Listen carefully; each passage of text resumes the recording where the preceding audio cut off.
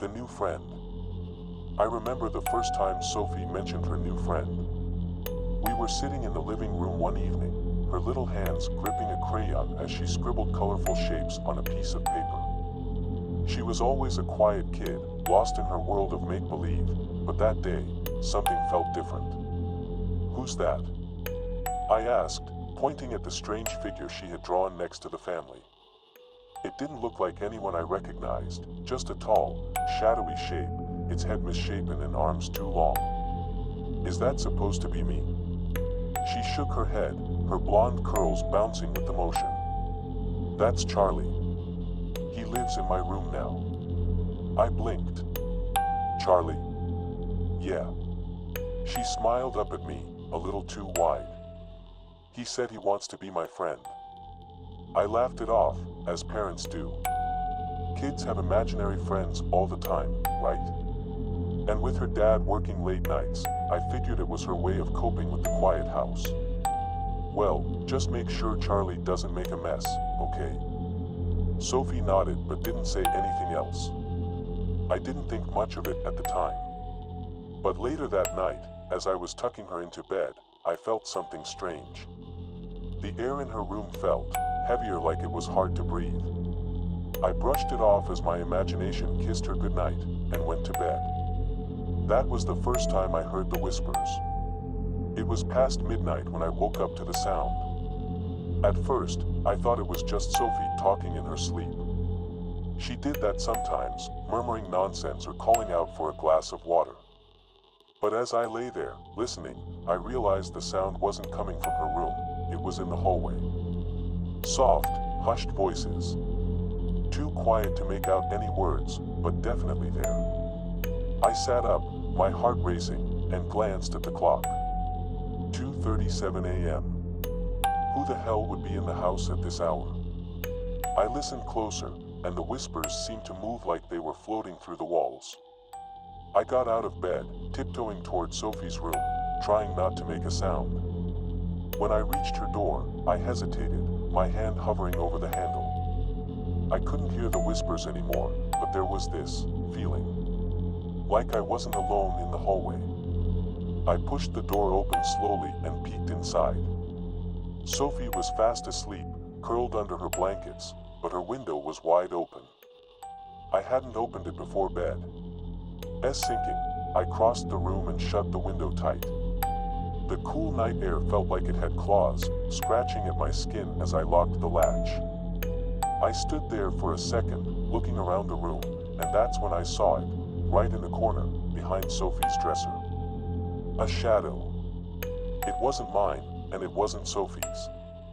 I could swear I saw it move. The next morning, I tried to shake off the weirdness from the night before. Maybe I had just been half asleep, imagining things. But when Sophie woke up, she was different. Her usual cheerful self had been replaced by something more distant. "Yeah," she mumbled, not meeting my eyes. She was drawing again, but this time, it was the same figure, Charlie, only bigger, with longer arms. "What's Charlie like?" I tried to sound casual. Sophie's hand stopped moving, and she looked up at me with an expression that made my skin crawl. "He doesn't like it when you ask about him." I blinked. "What do you mean?" She shrugged, her eyes drifting back to her paper. "Charlie has rules. I'm not supposed to talk about him. Not to you." I tried not to react, but my chest tightened. "Sophie, he's just a friend, right? He can't tell you what to do. He's more than that." Her voice was barely a whisper. "He lives here now." I tried to laugh it off, but deep down, I couldn't shake the feeling that something was very, very wrong. That night, I made sure to close every window and lock every door before bed. I even left Sophie's nightlight on, something I hadn't done in years. But despite all that, I couldn't shake the sensation that something, or someone, was watching us. Around 3 a.m., I woke up again, but this time it wasn't because of whispers. It was the sound of footsteps. Soft, almost too soft to hear, but unmistakably there. They were coming from Sophie's room. I bolted out of bed, my heart pounding in my chest. When I reached her door, I didn't hesitate this time. I flung it open. Sophie was sitting up in bed, staring at the far wall. "Sophie," I called, my voice trembling. She didn't turn to look at me. Instead, she whispered, "Charlie doesn't like when you come here." My blood ran cold. I looked around the room, and for a brief moment, I thought I saw a figure standing in the shadows near her closet. Taller than any person should be. Then, in the blink of an eye, it was gone. I rushed to Sophie's side, pulling her into my arms. She didn't resist, but she didn't hug me back either. I spent the rest of the night sitting by her bed, waiting for morning to come, but the shadows didn't leave, and neither did the feeling that we weren't alone. The next morning, I was exhausted but tried to act normal for Sophie's sake. I made breakfast, packed her lunch, and went about our day like everything was fine. But there was this nagging feeling at the back of my mind, something I couldn't shake. Charlie. Who, or what, was he? I thought about calling someone, maybe a therapist, but how would that even sound? Hey, my daughter's imaginary friend might be a malevolent spirit. They'd think I was crazy. When Sophie got home from school, she seemed quieter than usual. She dropped her backpack by the door and went straight to her room without a word. I followed her, standing in the doorway as she sat on the floor, surrounded by her dolls. "What are you playing?" I asked, trying to keep my voice light. She didn't look up. "Charlie wants to play a game." My heart skipped a beat. "What kind of game?" Sophie finally turned her head, her face pale and expressionless. "Hide and seek. But you can't hide from Charlie. He always finds you." Something was chilling about the way she said it, like it wasn't just a game to her anymore. I knelt down beside her, forcing a smile. "Honey, you don't have to play with Charlie if you don't want to." She stared at me, her eyes wide and unblinking. "I don't have a choice." That night, Sophie refused to sleep in her bed. She wanted to stay in my room, curled up beside me, and I didn't argue. I was scared too, though I didn't dare say it out loud. But even with Sophie next to me, sleep didn't come easy. The house felt wrong, like the walls were watching us. I kept glancing at the door, half expecting to see a shadow pass by, but every time I looked, there was nothing. Just the faint hum of the night. At some point, I must have dozed off, because I woke up to the sound of the closet door creaking open. I sat up, heart pounding, and looked across the room. The closet door was wide open, though I knew I had closed it before bed. I felt a cold chill spread through my body as I stood and walked over to the door, my hands trembling. I knew what I was going to find before I even looked. Nothing. Just empty space and some old clothes. But then, just as I was about to close it, I heard it. A whisper, soft and clear, "I'm coming." I slammed the door shut, backing away as my pulse raced. Sophie stirred in the bed but didn't wake up. I climbed back in beside her, pulling the covers tight, my eyes locked on the closet. I didn't sleep again that night. The next day, Sophie woke up with scratches on her arm. I noticed them as she was getting dressed for school. 3 thin, red lines trailing down from her shoulder to her wrist. "Sophie, what happened? Did you fall?" She looked at the scratches like she hadn't noticed them before. "Charlie doesn't like it when I sleep with you." I felt a knot form in my stomach. "Sophie, listen to me. Charlie isn't real. He can't hurt you." She shook her head, her eyes dark and serious. "He is real, Mommy. He's mad at you. You need to stop." I knelt in front of her, taking her small hands in mine. "What do I need to stop?" She hesitated for a moment before whispering, "You need to stop being scared of him. It makes him stronger." I didn't know what to say. How was I supposed to stop being scared of something I couldn't even understand? But Sophie's face was deadly serious, and I realized she truly believed what she was saying. And that terrified me. Things only got worse from there. The house started to change in ways that felt impossible to explain. Doors that I had closed would be open when I turned around. Lights flickered, and cold spots appeared in random places, like the living room, which was freezing even though the heat was blasting. And Sophie stopped talking about Charlie altogether. She wouldn't even answer me when I asked about him. It was like she knew he was always listening. One evening, I found a message scratched into the wall in the hallway. It was faint, but unmistakable: leave. My breath caught in my throat as I stared at it, running my fingers over the rough marks. It wasn't there before, I was sure of it. And the way the letters were carved so deep into the drywall, it didn't seem like something Sophie could do. But I had no explanation. I packed a bag that night. We were going to my sister's house for the weekend. I figured getting away for a couple of days would clear our heads, maybe even break whatever spell this place seemed to have on us. But as I zipped up the bag, Sophie stood in the doorway, her eyes wide and fearful. "You can't leave," she said. "What do you mean?" I asked, trying to keep my voice steady. "Charlie says you can't leave. If you try, he'll follow." I froze when Sophie said that. My mind was racing, but I tried to stay calm. "Sweetie, we'll only be gone for a few days. It'll be good for us." Her lips quivered. "Charlie doesn't like it when you don't listen."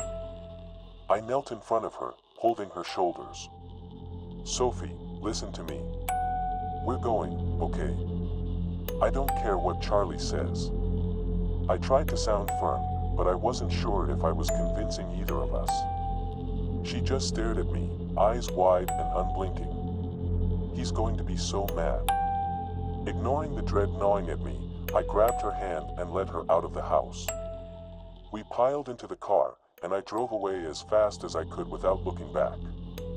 The whole way to my sister's house, Sophie sat silently, staring out the window. We made it to my sister's late that night. She welcomed us with open arms, though I didn't tell her the whole story. How could I? It sounded crazy, even to me. But I thought maybe a change of scenery would do the trick and help Sophie forget about her imaginary friend. I was wrong. The first night at my sister's place, I actually felt some relief. The house was bright and cheerful, with none of the oppressive heaviness of home. Sophie seemed to settle in quickly, playing with her cousins and acting like a normal kid for the first time in weeks. For a moment, I let myself believe that maybe we had left Charlie behind. But as night fell, things started to change. Sophie grew quiet again, her eyes darting around like she was waiting for something to happen. When bedtime came, she refused to sleep in the guest room, insisting on sharing my bed again. I didn't argue. I wanted her close. We were just drifting off when I heard it. A faint scratching sound, like nails on wood. At first, I thought it was just the house settling, but then it grew louder. Sophie sat up in bed, her eyes wide. "He's here," she whispered. My heart sank. "No, sweetie. We're safe here." "Charlie can't." Before I could finish, the closet door creaked open. I stared at it, my breath caught in my throat. There was no wind, no draft, nothing to explain how it moved. Sophie grabbed my arm, her grip tight. "He told you he'd follow." I wanted to scream, to run, but I couldn't move. I just sat there, frozen, as the scratching grew louder, coming from inside the closet. The next morning, I told my sister we needed to leave. I didn't give her much of an explanation, just some excuse about needing to get back home for an appointment. She looked concerned, but she didn't press. On the drive back, Sophie was quiet again, just staring out the window with that same haunted look. Every so often, she'd glance behind us, like she was expecting to see something following the car. By the time we pulled into the driveway, I was exhausted. The house loomed before us, just as I had left it, but something about it felt different now, like it was waiting for us. I hesitated before getting out of the car, but Sophie was already unbuckling her seatbelt. "Charlie's not mad anymore," she said, her voice flat. "He's happy we're home." I felt a chill run down my spine. "How do you know that?" She didn't answer, just gave me that strange, distant smile as she walked toward the front door. That night, the house was worse than ever. The shadows seemed darker, the air colder, like the whole place had been waiting for us to return. I didn't even bother trying to sleep. Instead, I sat in the living room, staring at the hallway where I had first heard the whispers, my mind racing. What was Charlie? Was he just a figment of Sophie's imagination, or something more? Whatever he was, I knew I had to do something, anything, to stop this before it got worse. At around midnight, Sophie came downstairs. She stood in the doorway, her face expressionless. "Charlie wants to talk to you," she said. A knot of fear twisted in my stomach. "What do you mean, talk?" She didn't answer, just turned and walked back upstairs. I followed, my heart pounding in my chest. When we reached her room, Sophie sat down on the bed and looked at me with a strange intensity. "You have to make a deal with him," she said quietly. "He says if you do, he'll leave us alone." I swallowed hard. "What kind of deal?" Sophie's eyes flicked to the corner of the room, where the shadows seemed to writhe and twist. "He wants you to say yes. Just say yes, and everything will be okay." My mind raced. I didn't know what I was agreeing to, but every instinct in my body screamed not to say those words. "I can't," I whispered, my voice barely audible. Sophie's expression darkened. "If you don't, he'll take me." My breath caught in my throat. "Take you?" I repeated, my voice shaking. Sophie nodded slowly, her eyes glassy and distant. "Charlie says if you don't agree, he'll take me with him. Somewhere you can't follow." A cold sweat broke out across my skin. I didn't know what was worse, the idea of saying yes to something I couldn't understand, or the possibility of losing Sophie. I could feel my heart pounding in my ears, my mind racing with fear and confusion. "What does he want me to say yes to?" I asked, my voice trembling. Sophie glanced at the shadowy corner of the room again. "He wants you to let him stay. He wants to be part of our family." My blood ran cold. There was no way I could agree to that. Whatever Charlie was, he wasn't some harmless imaginary friend. He was something dark, something dangerous. But the way Sophie was looking at me like she was already slipping away, I didn't know what to do. I knelt in front of her, taking her small hands in mine. "Sweetie, I'm not going to let him take you. We'll figure this out." Sophie's eyes filled with tears. "But Mommy, if you don't say yes, he'll hurt me." I wanted to scream. I wanted to shout that it wasn't real, that this was just some nightmare we could wake up from. But deep down, I knew it wasn't that simple. The next few days were a blur. I barely slept and barely ate. I was consumed by the idea that I had to protect Sophie, but I had no idea how. The house was unbearable, every room felt wrong, every shadow too thick and dark. Sophie's behavior grew more unsettling, too. She stopped talking to me altogether, except to repeat the same sentence, over and over, "Charlie is waiting." I started researching, desperate for answers. I didn't even know what I was looking for, something about imaginary friends, paranormal entities, anything that could explain what was happening. But the more I searched, the more hopeless I felt. Nothing seemed to fit. One night, after hours of scouring the internet, I found myself reading about ancient folklore, about spirits and beings that attach themselves to families, feeding off fear. One article mentioned that some spirits could be invited in and given permission to stay, and once they were, it was nearly impossible to get rid of them. That's when it hit me. Sophie's friend hadn't just appeared. He'd been waiting for an invitation. The following night, I was sitting in the kitchen when the doorbell rang. It was strange, no one ever came by at that time. I hesitated for a moment, then opened the door. A man stood there, dressed in a long black coat. His face was pale, his eyes sunken. There was something off about him, something that made my skin crawl. He smiled, but it didn't reach his eyes. "I'm here to talk about Charlie," he said, his voice low and smooth. I froze. My mind went blank as I stared at him, trying to process what was happening. Who are you?" I stammered. The man tilted his head slightly. "I think you know. Charlie's been with your daughter for a while now, hasn't he?" A cold chill swept through me. I stepped back, gripping the edge of the door. "What do you want?" He smiled again, this time wider, more menacing. "It's not about what I want. It's about what Charlie wants. He wants a place in your life. You can either let him in or, well, you know the alternative." I felt my stomach turn. "I'm not making any deals with you." The man's smile faltered. For a moment, his face seemed to twist, his eyes darkening. "You don't have a choice. Charlie doesn't leave. He takes what he wants." And then, before I could say another word, he turned and walked away, disappearing into the darkness. I slammed the door and leaned against it, my whole body shaking. I didn't know what to do, or where to turn. It felt like no matter what choice I made, I was going to lose Sophie. The next morning, I found her standing at the window, staring out into the backyard. She looked so small, so fragile, and I couldn't stand it anymore. I needed to protect her, but how could I protect her from something I couldn't even see? "Sophie, we're leaving," I said, my voice firm. "We'll go somewhere far away. Charlie can't follow us forever."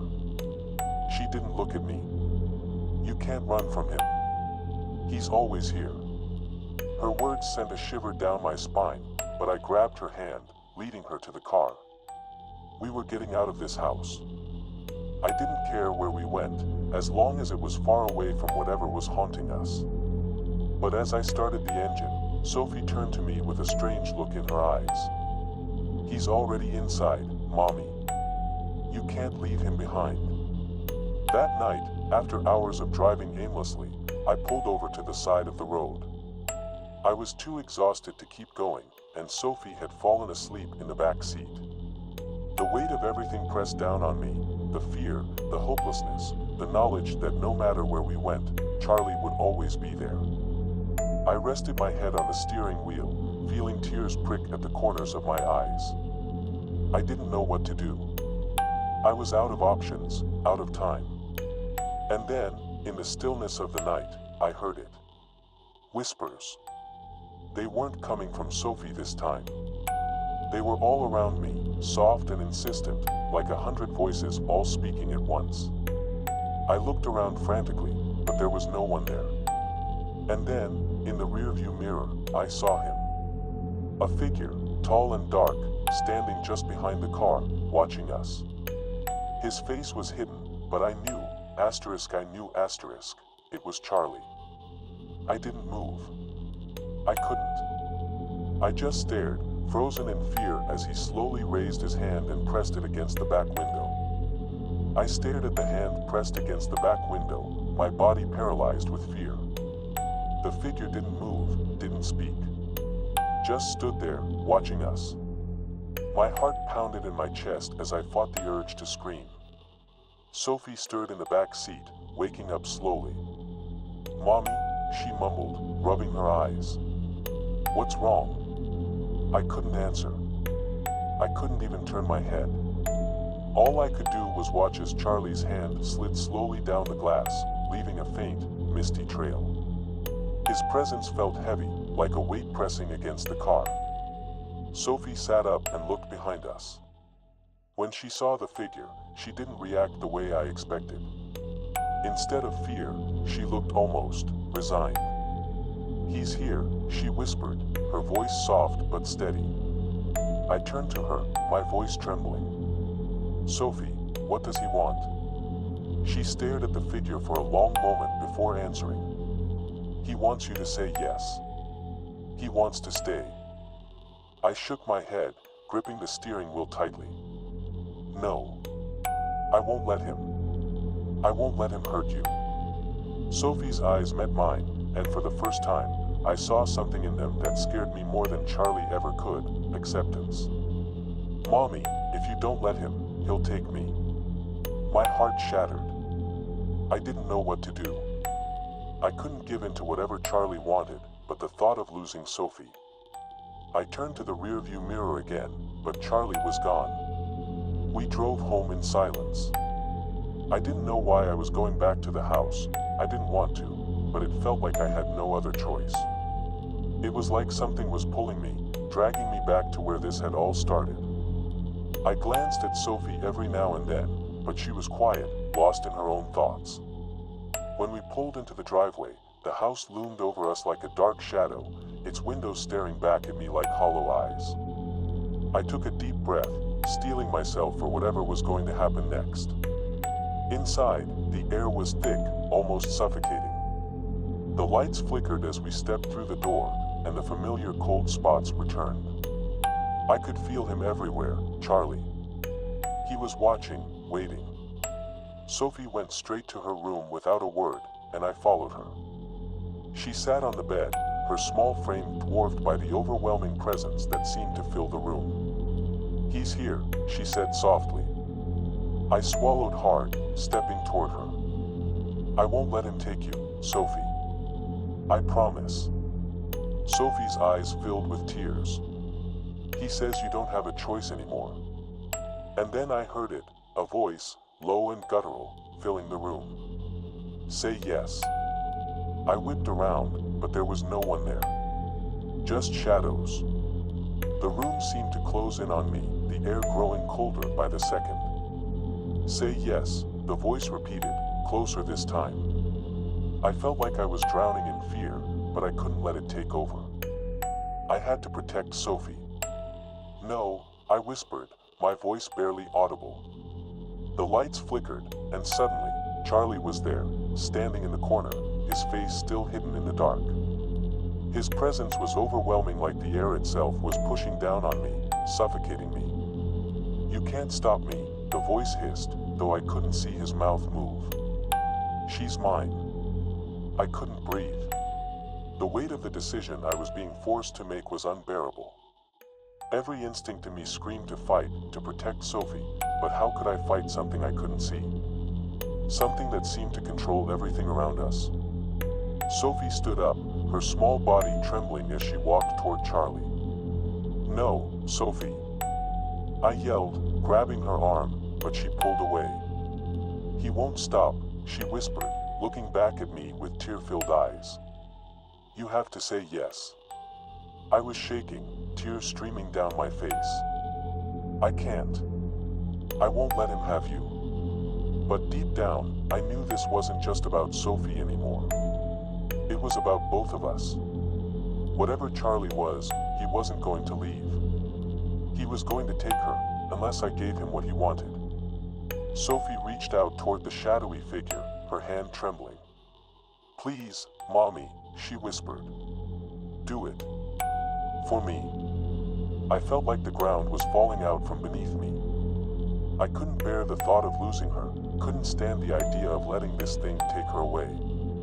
But I also knew that saying yes meant giving up something more, our safety, our lives, our freedom. I didn't know what Charlie was, but I knew that once I let him in, there would be no turning back. With trembling hands, I wiped the tears from my face and took a step forward. The air seemed to shift, growing colder and darker as I approached Charlie. His form was still indistinct, but I could feel his presence, looming, waiting. I knelt down beside Sophie, holding her close to me as I looked into the shadows where Charlie stood. And then, in a voice barely above a whisper, I said, "Yes." The room seemed to shudder as the word left my lips. The shadows grew deeper, swallowing the light. I felt a cold breeze wash over us, and for a moment, everything went silent. Then, slowly, the weight lifted. Charlie was gone. But as I held Sophie in my arms, I knew it wasn't over. I had let him in. Charlie had won. And now, he was part of us. Forever.